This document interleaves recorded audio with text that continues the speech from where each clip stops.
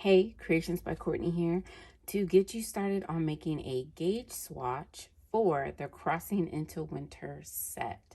This is for the January 2024 Creations by Courtney Community Crochet Along, and I'm so happy to have you with me and with everybody else to make this fun, texture-rich set.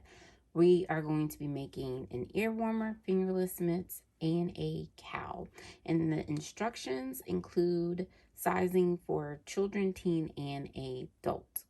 So let's get started on the gauge. Today I will be using King Cold Riot Chunky.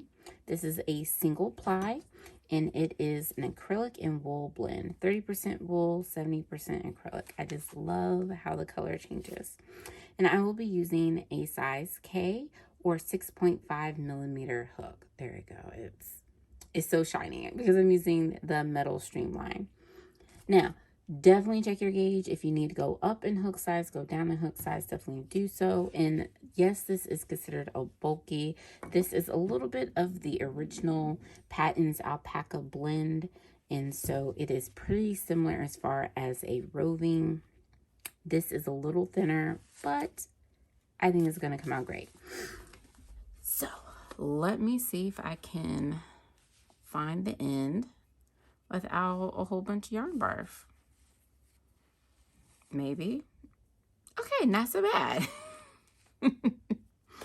So to make a gauge swatch, we are going to make a multiple of 10 plus 2. So for this, I'm going to do 32. So I'm going to actually chain 33. You can do foundation single crochet, or you can do a chain and then single crochet in each one across.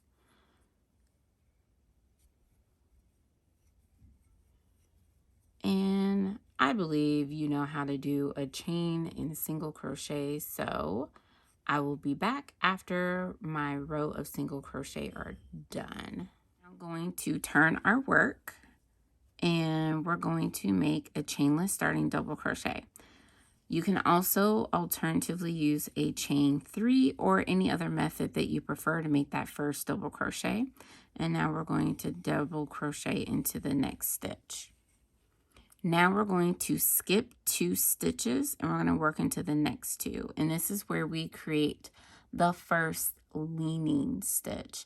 And again, it's referred to 2x2 TRLC or RC, and that just means left leaning 2/2 treble cross or right leaning 2/2 treble cross.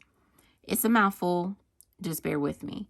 So we're going to skip 2 stitches and we're going to now treble into the next 2. So you yarn over twice, skip the 2 stitches, work into the next stitch, yarn over, pull up a loop, yarn over, pull through 2, yarn over, pull through 2, yarn over, pull through 2. Do it again, yarn over twice, work into the next stitch, pull up a loop, yarn over, pull through 2, yarn over, pull through 2, yarn over, pull through 2. That's the first step of the left leaning. Now we're going to work behind working into these 2 stitches. So again, the treble is made in the same way. I tend to turn my work this way so I can catch the first stitch that was skipped. You complete the treble as standard. And that's the thing about a roving yarn. It might catch. It's not gonna necessarily, it can split and it can catch because it's so loosely plied, a single ply. Now make your second treble in the second stitch that was skipped, like so, and there we go. This is now a left leaning. No, right leaning, excuse me, because it's leaning to the right. If you're left-handed and going the other way, yours will go left leaning. Now we're going to make a second right leaning 2/2 treble cross. Like I said, it's a mouthful.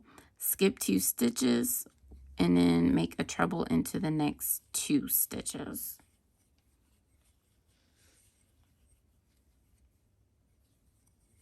and then we will work behind. Hold on, let's see. Missed a little bit of that. There we go. Now work 2 treble into the skip stitches. And for me, it helps to turn the work so I can clearly see where to insert the hook.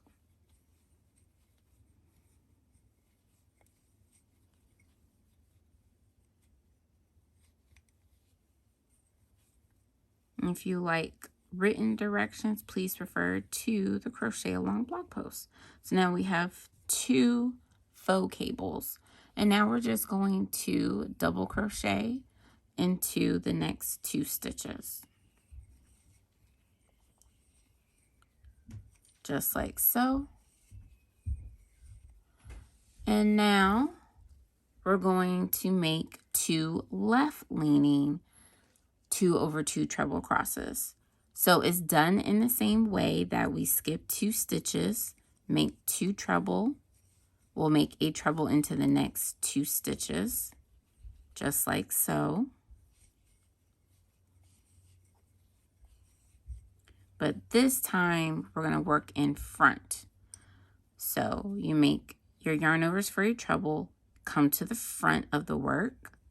And so it takes a little bit of practice because if you go just through, you're going to cross over and scrunch them. So you want to insert your hook into the stitch. Make sure you're under both loops, but then bring your hook to the front side. Yarn over, pull up a loop, and then finish your treble stitch as usual. And then make your second one. Again, you may need to kind of pull it apart to make sure that you find it. I go through the front and kind of hook it back up so that the stitch is made in front, and complete your treble. And now we have the first left leaning versus the right leaning. Now we're just going to do that again. Skip the next 2 stitches, make a treble into the next 2 stitches.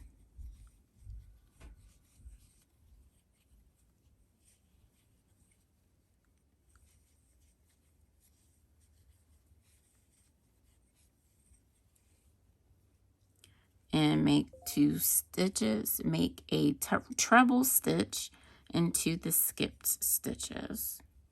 So remember, to make left leaning, you work in front of the stitches just made.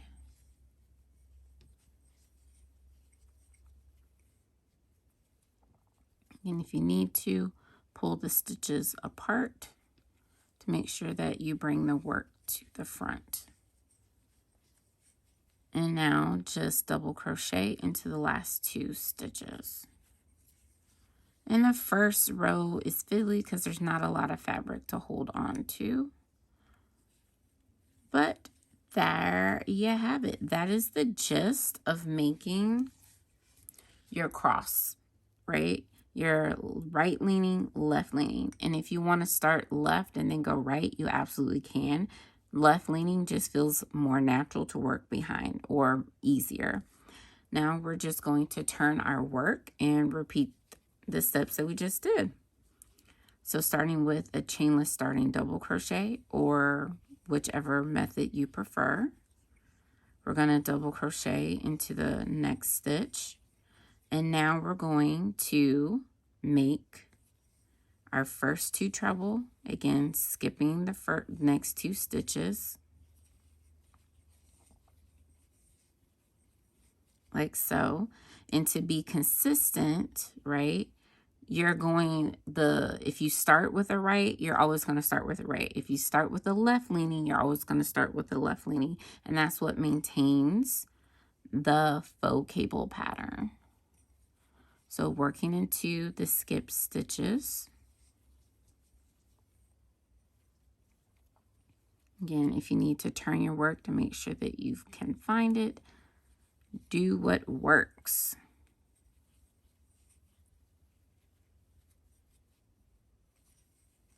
Make the second one.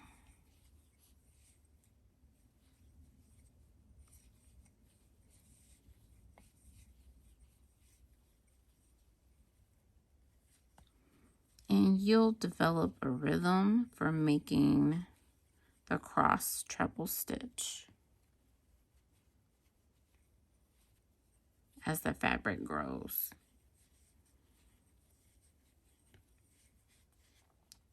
Now make 2 double crochet, meaning 1 double crochet in the next 2 stitches. Now to make the left leaning, again, you always skip the first 2 to make a treble stitch into the next 2 stitches. And then you're going to work in front of to make it lean to the left.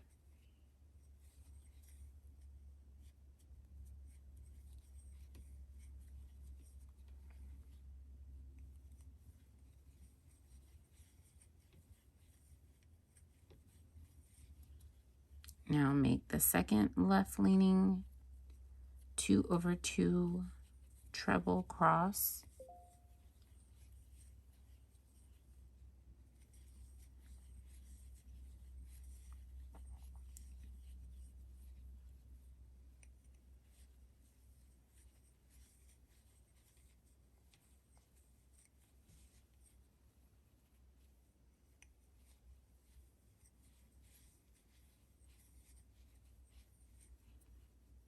And now double crochet into the last 2 stitches, which is just in top of the double crochet of the rows below. And there you have it. We have 2 rows. Now, let me bring it in so you can see the start of the cable. And the colors are changing a lot, which makes it a little harder to see.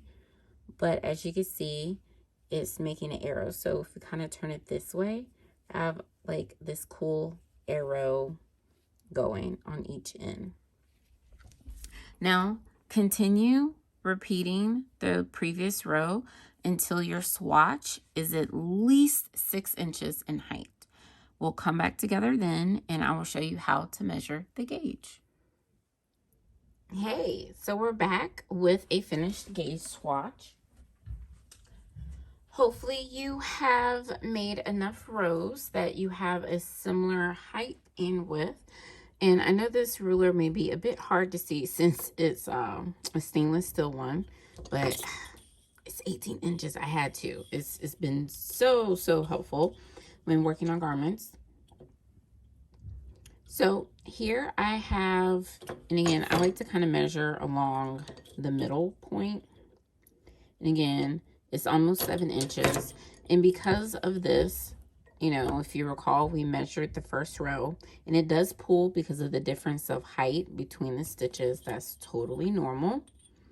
Again, it's almost 7 inches that way and 7 inches this way. And that is typical in crochet for your chain to kind of scrunch in to shrink a bit as you make the other stitches, especially because we're crossing stitches, so it's going to pull the fabric.